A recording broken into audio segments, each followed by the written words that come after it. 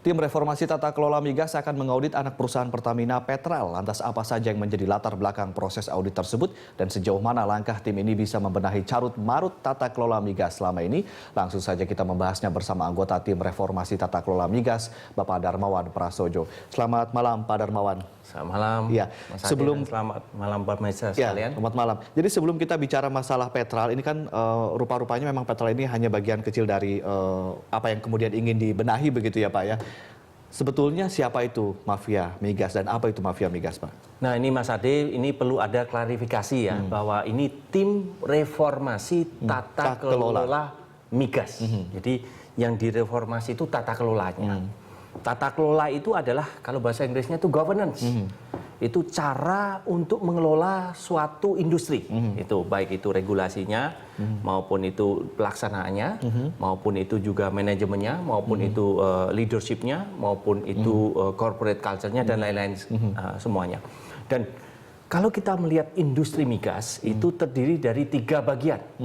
Rantai nilainya itu pertama adalah upstream, itu hulu, midstream itu biasanya transport, kemudian downstream itu hilir. Oke, jadi mafia itu ada dari hulu badan dan juga sampai ke hilir ya? Ya. Kemudian misalnya dari hulu itu masalah pembagian wilayah kerja atau lelangnya blok. Kemudian di situ juga ada proses eksplorasi. Kemudian ada proses development dan juga proses produksi. Misalnya sebagai contoh proses eksplorasi di sini ditengarai itu prosesnya sampai tahunan. Perizinannya itu melalui 60 proses yang terdiri dari 260 titik.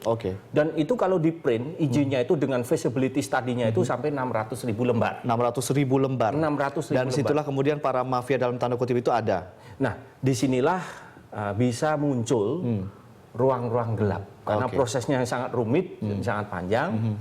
Dan pada akhirnya apa? Membuat proses eksplorasi, yaitu bagaimana kita bisa memetakan kekayaan alam kita dari resources sumber daya menjadi cadangan reserve yang terkalibrasi itu di hulu ya Pak ya? Itu di hulu ya Pak? Itu di hulu sebagai contoh. contoh. Mungkin beberapa titik lainnya Pak? Kemudian di hilir, ini kalau kita melihat bahwa demand kebutuhan minyak Indonesia itu 1,5 juta barrel per day.